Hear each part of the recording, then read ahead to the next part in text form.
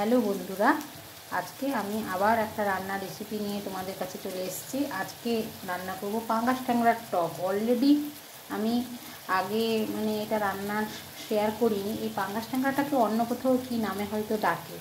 এখানে আমি সর্ষের তেল নিয়ে রান্নাটা করছি। এই মাছটাতে খুব তেল ছিটকোয়, তার জন্য আমি কী করেছি না, হলুদ, লবণ আর লেবু 8 ঘন্টা মতো মাখিয়ে রেখেছিলাম। আর এই মাছের টকে যে ফোড়নটা ইউজ করেছি, শুকনো লঙ্কা, সর্ষে, একটু জিরে আর একটু পাঁচফোড়ন। তেলটা সর্ষের তেলে করলে টকটা ভালো হবে।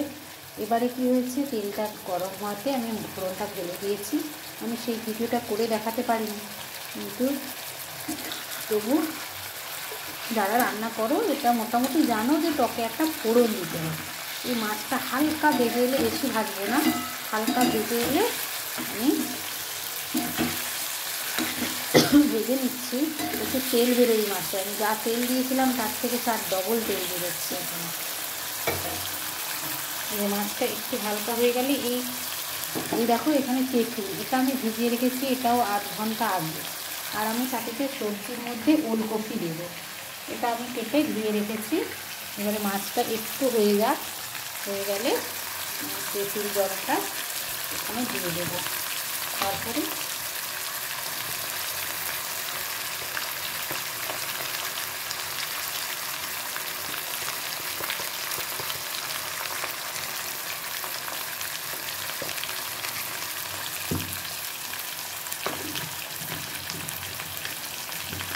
তেল বেরোচ্ছে, দেখো এত তেল, বাবা এই মাছ এত তেল বেরোচ্ছে, বাবা গো।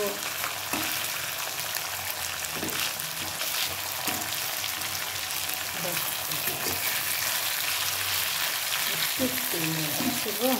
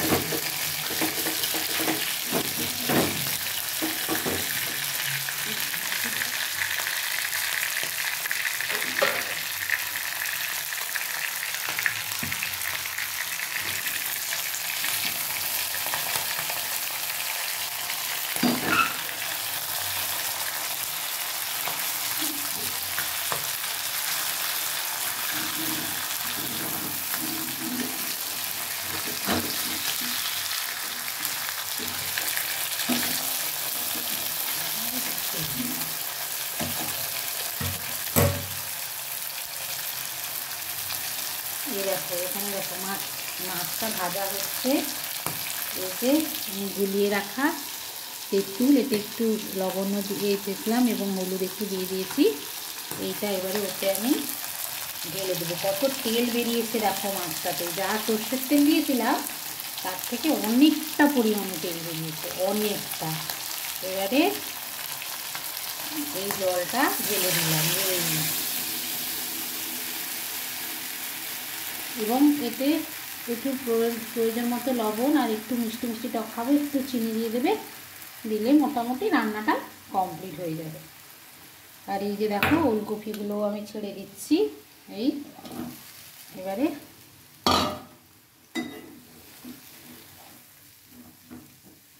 এটাকে হালকা করে একটু ঢাকা দিয়ে দেবো, তারপর ঢাকা নামিয়ে নিলে মোটামুটি এটা কমপ্লিট। Okay, by.